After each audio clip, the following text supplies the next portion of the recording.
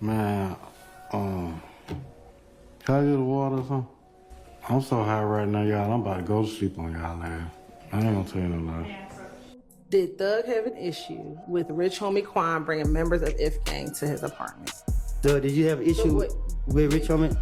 I'm asking you for what you told the police. Do you recall what the verse was or what he said in the rap song? Ain't no speak no English.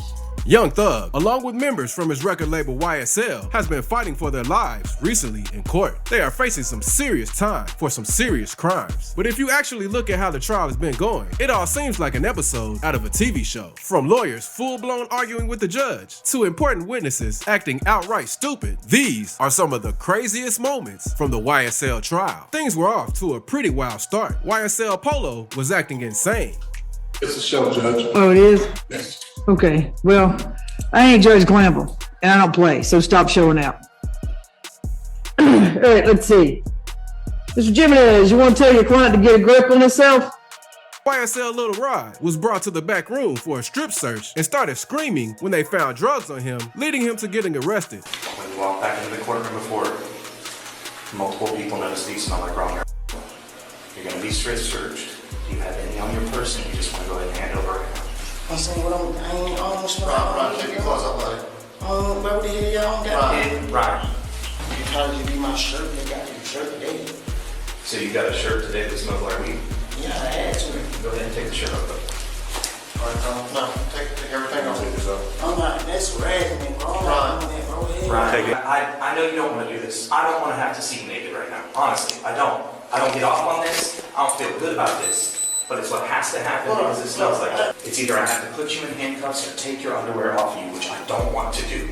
I don't want to have to do that to another man. Before you talk about weed, bro, ain't nobody what the hell? Bro, what the hell? Ryan, don't.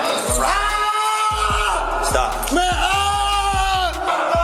Ryan. help! This is all on body cam. Man, help, bro! It's on body cam. It's not. I ain't did that, bro! Man, I ain't did that! Bro, help! And Khalif Adams, one of Young Thug's co-defendants, even tried slipping some drugs to the rapper in the middle of the court. Take a look at the highlighted part here. You can see Young Thug's co-defendant, Khalif Adams, extend his hand toward the rapper there, and prosecutors allege that is when he gave the rapper a Percocet right there in front of the entire courtroom. And the craziest part about that is Khalif was already serving a life sentence for a murder charge. So these drug charges he just racked up don't really make a difference. But it wasn't only the co-defendants. One of the attorneys was also arrested too. It was said that the morning of the trial, officers checked the attorney's bag and found a bottle of pills. But as they arrested him, he tried tossing his phone to another attorney and it accidentally hit a cop. He was charged with simple battery on a cop and possession of pills not in their original container. The attorney was later released on a $5,000 bond, but this wasn't his first time getting arrested. He was arrested again for unknown reasons, and it couldn't have been serious because he was only ordered to pay a fine of $250, and he had to buy all of his colleagues lunch from Jason's Deli. I satisfied your contempt by you paying $250, which you did, and I have a receipt from that. And the other thing was to purchase lunch for each of your attorney colleagues, in this case, from Jason's Deli. Another wild moment was when after Thug's right-hand man, Gunna, was denied bond, some of his supporters in court let out loud grunts and groans, leading to the judge to threaten them all. And if anybody's in the gallery and you can't otherwise control yourself or otherwise if you want to make any appropriate comments, then you can leave at this point in time. No harm will come or nothing else will occur. But if you remain in this courtroom and make any outbursts, I'll have you arrested. During pre-trial, Gunna was given a plea deal and took the easy way out. I'm affiliated with YSL around 2016. Is that true as it pertains to you, Mr. Kitchens? Yes, ma'am. YSL is a music label and a gang, and you have personal knowledge that members or associates of YSL have committed crimes in furtherance of the gang. Yes, ma'am. And do you acknowledge the following statement? I recognize, accept, and deeply regret that my talent and music indirectly furthered YSL the gang to the detriment of my community. YSL as a gang must end. Is that your statement or acknowledgement? Yes. While other YSL members rejected their pleas and took it to trial. There's one thing about trials, it's uncertainty. You don't know what's going to happen. You got to beat 4 counts. And if you don't beat them, what will happen is I have to, under the law, sentence you to the maximum sentence. And then whatever I sentence you to, you serve to the door. And what the state's telling you today is if you take the plea today, this is what you're gonna get, and this is what I probably sentence you to. And you're done. At this time, though, he still maintains a not guilty plea. Sure. Respectfully rejects the offer, and we announce ready for trial. And when the trial actually started, the first few days were so boring and repetitive, one of the jurors was literally begging to be released. But things got real interesting after the state brought out their witnesses. The first was actually one of the YSL co-founders, Slug. Slug, on the stand, was giving the state dumb answers, just like Woody, but with a little more sense. Like when the prosecutor asked him to show some gang signs, his response made the courtroom break out into laughter. What were some of the hand signs that you observed in the juvenile detention center? Well, I mean, I can explain it. I can show you. Sure. You gotta give me a hand. Slug was pretty good at playing dumb. When the state asked him about his tattoos, he came up with some pretty good excuses. It's abbreviated for BFL. So I got the money bag first, so it stands for bank first and last. Basically, put your money first and last. And it does not stand for blood for life? No. That's why the money bag, I actually got that's why the money bag right there. Okay. Why is that red star there? I wanted to add some color to it, and red is the only color that my body will take because of my dark skin. How do you spell Cant? C-A-N-T. I'm 3-T. Why do you have it spelled with a K on the back of your neck? Because it was my body and I wanted to do what I wanted to do with my body. And when they asked him what slime means, it sounded like he just made something up. And the word slime, what does it mean? Good question. That's a good question. So, the S is for slug, the L is for love, the I is for I, the M is for me, and the E for everything. But what's crazy is Young Thug actually said this himself on an old song he was featured on called Slime. So Slug wasn't tripping after all. And a few days later, some random guy hacked into the courtroom Zoom call and screamed, "Free Thug." Free fuck, mistrial. Free fuck, mistrial. But this wasn't their last time getting hacked. Someone else hacked into the Zoom call, showing explicit videos captioned "Free Young Thug." And the next witness, Adrian Bean, acted like he couldn't remember anything. No, ma'am. Do you recall telling Detective Quinn, yes, the guy with crazy hair that made me look like a girl is named Jeff? No, ma'am. No, ma'am. Do you recall telling Detective David Quinn that you got it from your buddy up there in Summerdale? No, ma'am. Do you recall telling Detective David Quinn or anyone else that Big Fred had just gotten home from prison? No, ma'am. Do you recall telling him that you had $50 but that Big Fred had nothing? No, ma'am. Do you recall saying that he don't know nothing about nothing, he just coming home with the chain gang to Detective Quinn? No, ma'am. And after yet another day of being questioned over and over again, Bean had enough of this as well and snapped, saying how this case ruined his life. I've been telling y'all and telling y'all, people constantly hit me with this, keep constantly asking me this and that and third about what's going on in 2013 or whatever. I don't remember. I don't know nothing about 2013. All I can tell you is y'all got my name on a recorder, my phone number on a recorder. These people threatening me. They calling my phone, yonder. I done lost my job. I got a lot going on behind this hill. I put all this behind me, sir. Everything that had going on with me, I put everything behind me and kept moving on about my life, sir. Your Honor, I can't continue to keep going on like this. I don't remember nothing for 2013, sir. But when they brought Bean back for the next day of trial, he was done. He came into the court super high and wasn't afraid to let the jurors know. Man, can I get the water or something? I'm so high right now, y'all. I'm about to go to sleep on y'all, man. I ain't gonna tell you no lie. Another crazy moment was when the judge lost his temper and yelled at the state attorney for not accepting his ruling.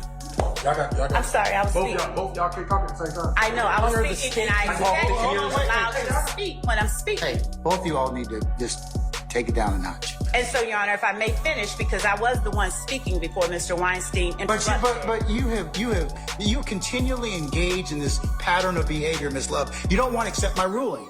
Your Honor, I know you're being an advocate, but at some point, stop. Just stop. I made my ruling.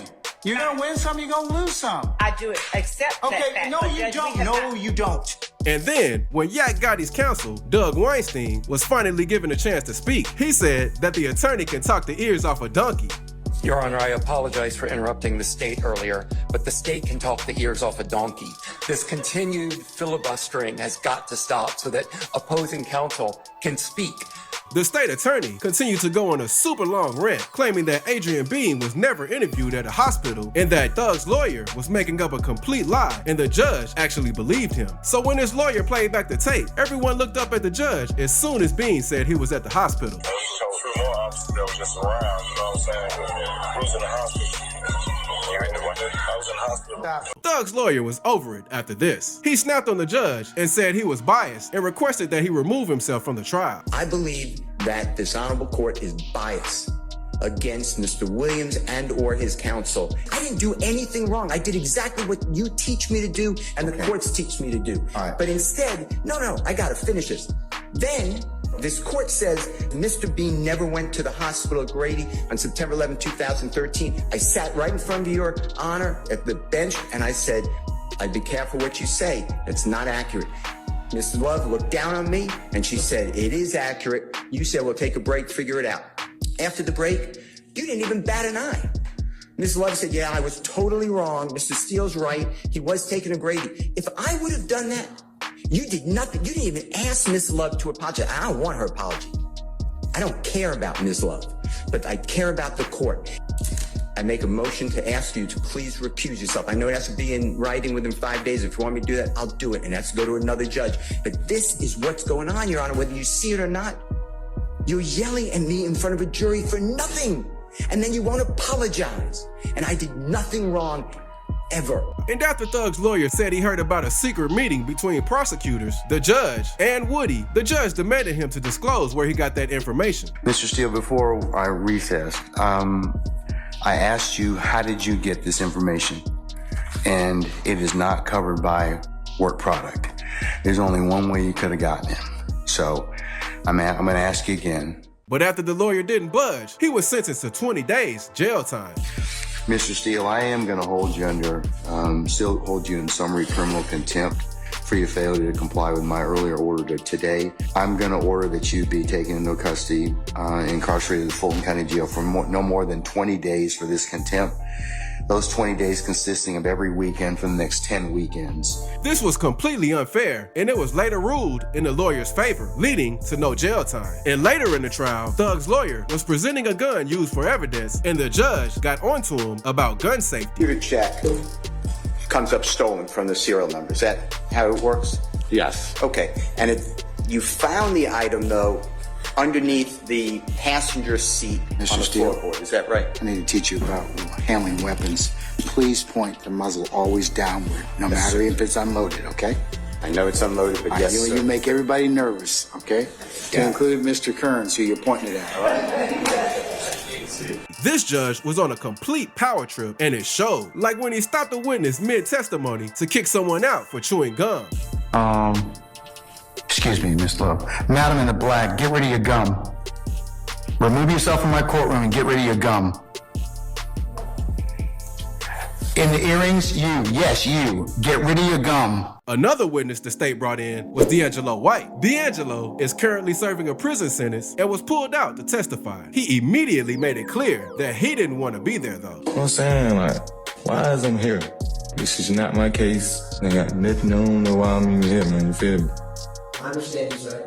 I just want to ask you some questions. I don't need people to be here. Why is I'm here? I just wanted to ask you, do you know what that street is on the bottom? What they got to do with me? I'm just asking you, do you know the street, sir? I don't need people to be here. I just keep asking you the same thing. Like, Mr. White, do you know that street? yeah, but what they got to do with me? What street is it? You see what it say? It say John Boy Road. They kept asking him more questions, and he just kept saying how he'd rather go back to prison. I don't pose to be here. Do you recognize this before Bobo Bravo, sir? I don't supposed to be here. I'm supposed to be in Chang'an prison. I don't even know why I'm here. This ain't got nothing to do with me. I don't even know why I'm here. Mr. White, why do you not want to testify? Testify? This ain't got nothing to do with me. Hold on, Mr. White, 1 second. Mr. White, why do you not want to talk? Cause this don't have nothing to do with me. This is not my case. I'm already doing a 10-year bid. That I'm doing 2 armed robberies and a hijack. This don't have nothing to do with me.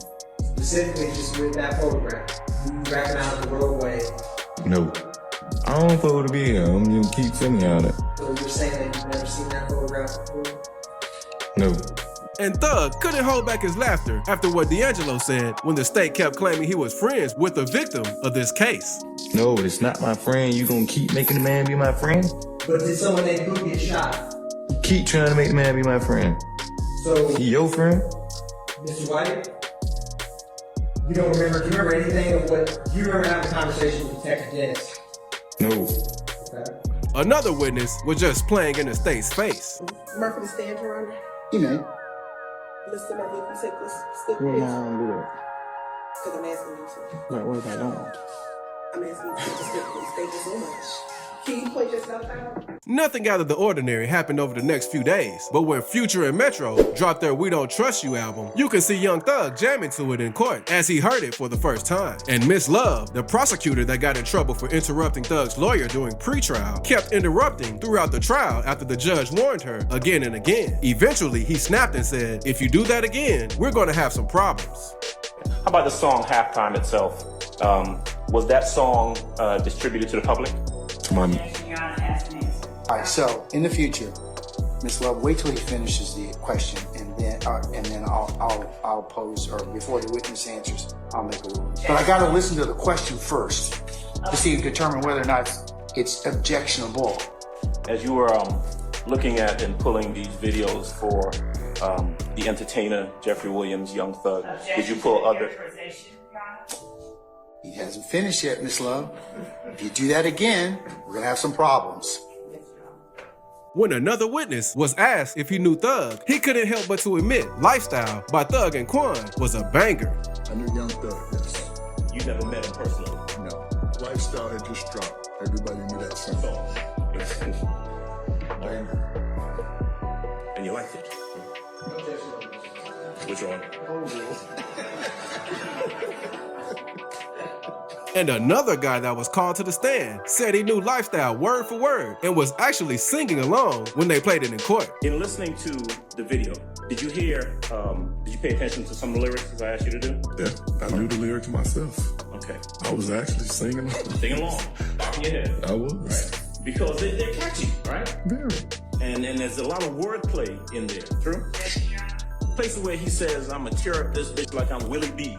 Right? You would recognize that as, remember Willie B from the Atlanta Zoo, the gorilla? I'm not from here. I don't even know what that meant. Okay, you know Willie B from Zoo? I thought it was Willie Beeman from the movie. But when Woody took the stand, this trial turned into straight comedy. His first day, he pleaded the fifth and got arrested right after they told him that wasn't an option. How old are you? Grown. Okay, what does grown mean? I'm an adult. Okay. And when you say you're an adult, what number in years are you? I plead the fifth. And his first move on his next day back was firing his lawyer. Sir, Mr. Copeland, is it your desire to release your counsel at this point in time? She fired. It was also pretty funny when the prosecutor asked the judge for permission to approach, and Woody said no. Good morning, Mr. Copeland. Good morning. You have permission to approach? No. She was asking me that, Mr. Copeland, okay? All right. Okay. Woody was pretty comfortable at this point, so he wasn't afraid to let everyone know when he was getting bored. So the number is not broadcast, and I'm going to move it to 31258. All right. Oh, yeah, I still going? Woody also made up some completely random names to snitch on. There you're saying that you gave the card to Javante, who gave it to Lil Mike and Quez, correct? Yes. Detectives Gaither and Dennis are telling you we've never even heard of Lil Mike and Quez, correct? Yes. Mr. Copeland, Lil Mike is not a real person, is he? No. That was the finesse. You invented a person out of thin air, correct? Yes. Quez is not a real person. You invented him out of thin air on the spot, correct? Yes. You invented those people to take the heat off of you and put it on fictional characters.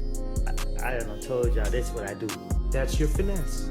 And after he was asked if he let off some warning shots in the air, he said, "I love God too much to be shooting at him." Do you recall telling the police that you shot in the air? No, I don't even recall ever shooting in the air. I love God too much to be shooting at him. When Woody was asked about some lyrics Thug rapped about him, he said, "Me no speak no English."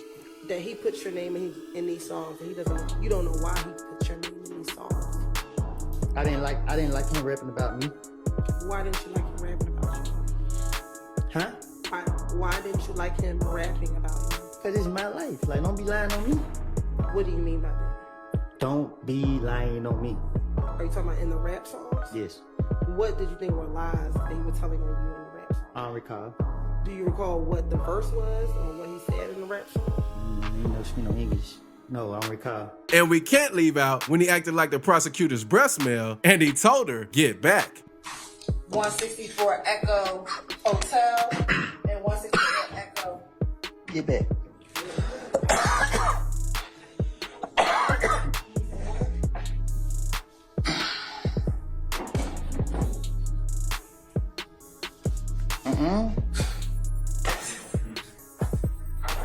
Excuse me. Sure. I'm sorry. Can you take a break? Nah, I said excuse me. Oh, okay. Woody's response after getting mean mugged by Miss Love was pretty funny too. They look at me like that. And he even tried to get Young Thug's lawyer to say the N-word. Said, listen, the N would give me money. What is N? N-I-G-G. Oh, nigga. You feel what I'm saying? Woody constantly broke the fourth wall in this trial, making the jury burst into laughter each time. Like when Thug's lawyer asked him if the DA or police ever showed any 911 calls, and he just straight up asked them. District Attorney's Office nor the police ever came to you with that 911 call. Did y'all? I don't know. Okay. I don't know. Or when they asked him if he knew if Young Thug had any problems with something that Rich Homie did in the past, and he immediately flipped the question onto Thug. Did Thug have an issue with Rich Homie Quan bringing members of If Gang to his apartment? Thug, did you have an issue with Rich Homie? I'm asking you for what you told the police. And I'm answering you. I just told you several times. I tell the police anything. He even flipped the question onto the court reporter. Whatever she asked me, I'm gonna agree to that. I'm gonna say whatever she asked me. If she asked me about this reporter right here, I'm gonna say, yep, she's sitting outside me with white tennis shoes on. I'm gonna say something. What, she has on white tennis shoes, don't she? Don't you got on white tennis shoes? She got on Chucks. Right, and they white, right? What color your shoes is? Okay. She got on Chucks. So you telling the truth? What color your shoes is? She said they white. Right, so you're telling the truth then. Well, it depends. And when Woody was finally excused from testifying, he was kind of disappointed when they let him know that he might have to come back again. Mr. Copeland, you are excused. It is, what do you mean? possible that you might be called back, but until you hear otherwise, you don't have to come back here again. It's not over with? He even tried keeping their headphones. I tell you, wouldn't. This entire trial seems like a big joke, and it's nowhere near finished yet. But if you enjoyed these moments, check out this video before you go.